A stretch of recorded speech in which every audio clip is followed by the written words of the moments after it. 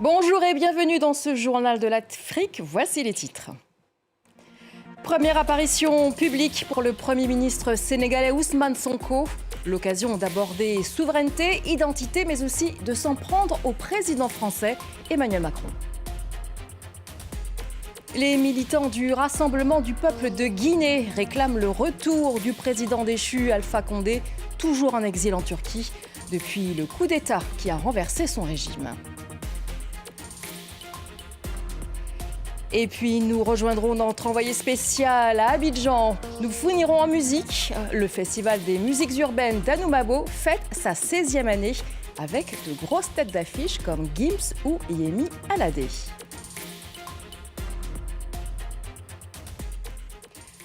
Au Sénégal, ils étaient venus très nombreux assister au premier événement public du Premier ministre Ousmane Sonko dans une université de Dakar. Présent également Jean-Luc Mélenchon, homme politique français du parti de gauche. Monnaie, défense, souveraineté. Le Premier ministre a détaillé sa feuille de route politique. L'occasion également de critiquer le président français Emmanuel Macron. Notre correspondant Eliman Dao était présent à cette conférence. Ousmane Sonko à l'offensive et sans langue de bois en évoquant les relations entre l'Europe et l'Afrique aux côtés de Jean-Luc Mélenchon.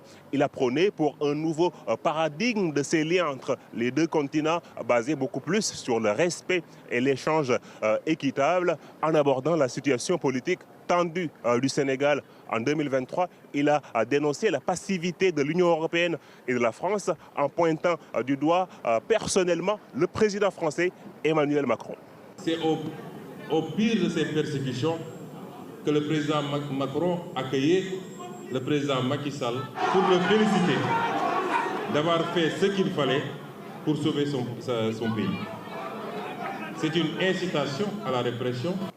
Ousmane Sonko a précisé juste après ses propos qu'il les a tenus en tant que chef du parti au pouvoir, le parti PASTEF, les Patriotes, et non en tant que Premier ministre. Il n'écarte pas une rencontre avec Emmanuel Macron ou la poursuite des relations entre la France et le Sénégal, mais il est intransigeant sur la présence des militaires français au Sénégal. On peut avoir des accords de défense sans que cela ne justifie que le tiers de la région de Dakar soit occupé aujourd'hui par des garnisons étrangères.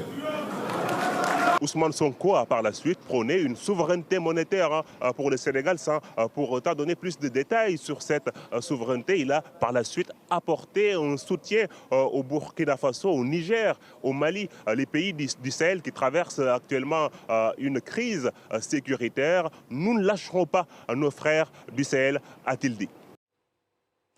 En Guinée, les militants du Rassemblement du peuple de Guinée, parti du président déchu Alpha Condé, réclament le retour de leur leader au pouvoir. Et ce vendredi, ils étaient mobilisés au siège du RPG à Conakry. Alpha Condé est toujours en exil en Turquie depuis le coup d'État qui a renversé son régime. Les explications avec Malik Diakité, notre correspondant à Conakry.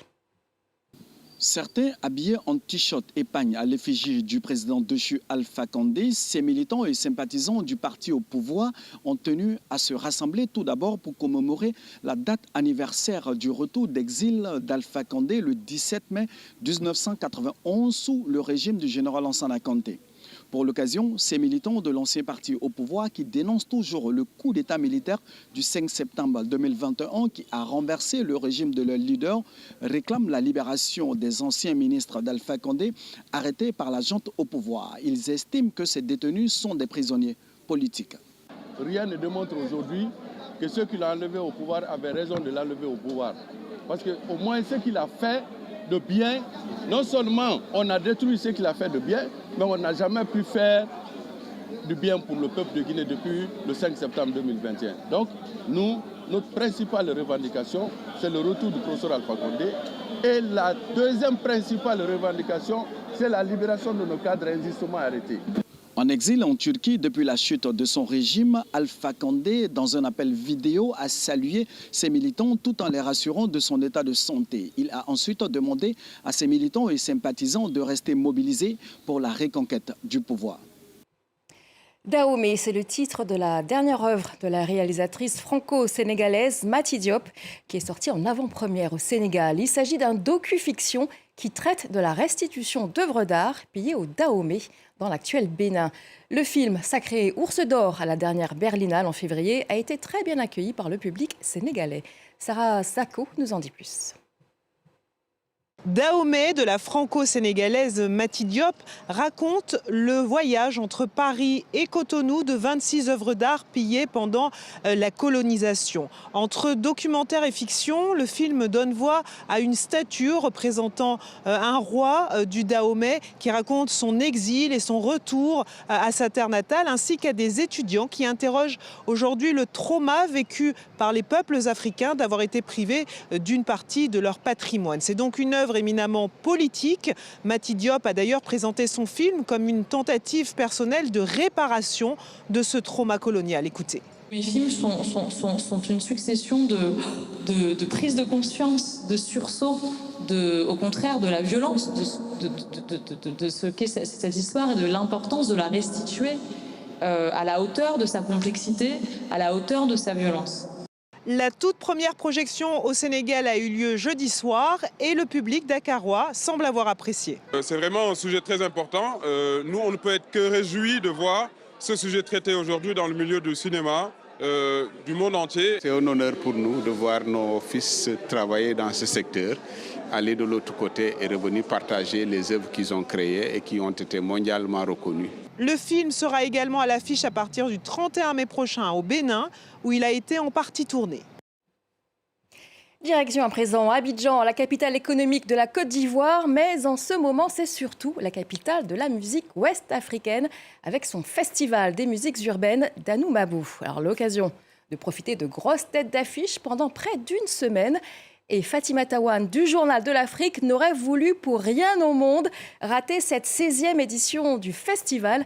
Fatimata, que l'on rejoint tout de suite en direct d'Abidjan. Fatimata, c'est Como. Alors, c'est du nouchi ivoirien. Je traduis, Fatimata. Quel est le bilan pour ce 3e jour du festival ? Alors 3 jours, Clarisse, intenses, placés d'abord sur le signe évidemment de la thématique de cette 16e édition du FEMUA. Vous le savez, ce festival est d'abord un festival social, sans doute l'un des plus sociaux de tous les festivals qui existent. Et alors la thématique cette année, c'est la santé mentale des jeunes, une véritable préoccupation ici, parce qu'il faut savoir que la Côte d'Ivoire, c'est tout simplement le 3e pays le plus affecté par le suicide en Afrique. Donc évidemment des statistiques qui font peur de l'OMS. Qui ont justement décidé, les organisateurs, vous le savez, c'est le groupe Magic System, à sa tête le leader et fondateur Assalfo, qui ont vraiment décidé justement de prendre comme thématique cette année la santé mentale des jeunes. Donc alors pour parler de ça, il y a des colloques, évidemment, des rendez-vous, des réunions et aussi l'occasion pour les victimes et ceux qui souffrent évidemment de santé mentale, de problèmes de santé mentale et psychologique, de rencontrer des professionnels. Donc c'est quelque chose de très utile évidemment ici, vous le savez, et c'est aussi l'occasion, parce que ce FEMUA, c'est aussi l'occasion de lever le tabou autour de ces questions psychologiques et profiter évidemment de la couverture médiatique qui est extraordinaire et de l'afflux aussi du public. Il faut savoir qu'il y a à peu près 35 000 personnes par jour qui viennent ici.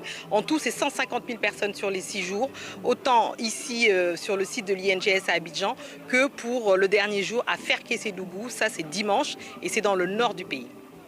Et puis Fatimata, bien sûr, il y a la programmation musicale et le bal des grandes stars a ouvert ce jeudi avec Gims. Oui, absolument. Alors, c'est une programmation toujours riche, éclectique.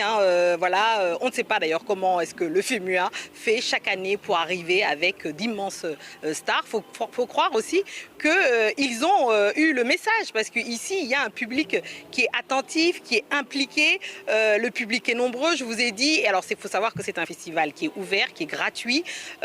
Évidemment, ça draine énormément de monde. Les jeunes sont survoltés, tout simplement, quand ils viennent voir leurs stars, qui d'habitude ne viennent pas jusqu'à eux, parce qu'ici on est à Marcory, on est tout près d'Anoumabo. C'est le village qui a vu naître justement les magiciens, comme on les appelle ici, les leaders du groupe Magic System. Donc c'est un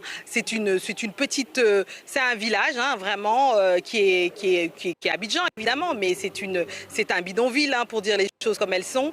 Et effectivement, les jeunes n'ont pas forcément l'occasion d'admirer ces grandes stars. Et donc vous l'avez dit, Gims, hier jeudi soir, c'est un jour rajouté parce que normalement le FEMUA c'est vendredi, samedi et la délocalisation de dimanche. Et donc pour cette 16e édition, les organisateurs ont vu en grand.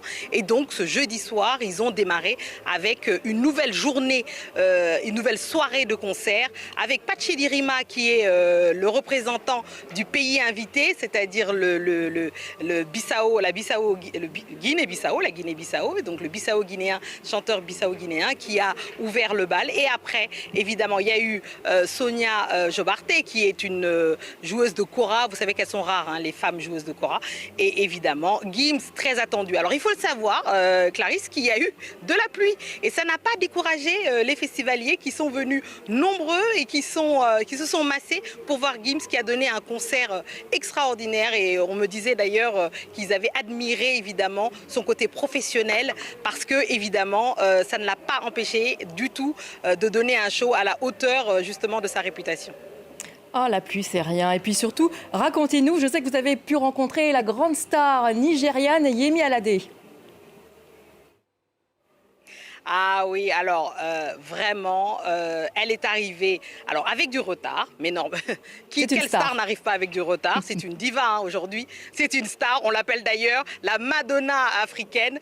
Yemi Alade n'a pas déçu, elle devait arriver hier soir, pour rien vous cacher, elle est arrivée finalement ce matin et elle s'est prêtée évidemment aux questions des journalistes. Nous étions là, nous étions impatients de la rencontrer, de pouvoir échanger avec elle pour savoir justement comment est-ce qu'elle vivait cette soirée. C'est pas la première fois qu'elle vient évidemment au FEMUA, c'est sa deuxième participation, elle était déjà là en 2018 et là elle est vraiment très contente de participer. Il faut savoir aussi qu'elle a fait l'hymne de la Coupe d'Afrique des Nations, on se souvient, avec les Magic System. Donc pour elle évidemment c'est une joie pour elle de revenir ici. Et donc on l'écoute, on a fait un entretien avec elle un peu plus tôt dans la journée où on lui a demandé justement un petit retour sur sa carrière parce que sa carrière est quand même assez longue déjà. On l'écoute.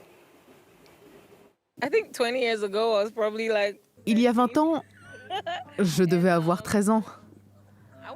Je ne faisais pas grand-chose. J'étais à l'école, à la chorale de l'école. Ma carrière a vraiment commencé vers 2010, 2011, lorsque j'ai gagné un talent show. Et depuis, pour être honnête, c'est la même chose. Être dans la vibe, encore et encore. La seule chose qui a changé, c'est que maintenant, plus de personnes comprennent ma marque, mon identité. Je trouve que j'ai un beau parcours. Tous les jours, je vois des choses différentes, je deviens différente, je m'améliore dans ce que je fais. Mon style principal, c'est le style africain. Si je devais décrire mon son, ma musique, je dirais que c'est un mélange de highlife et d'afrobeat avec un peu de juju, de R&B et de pop. C'est à peu près ça. Je pense que je ne suis pas le genre de personne qui aime être dans une case.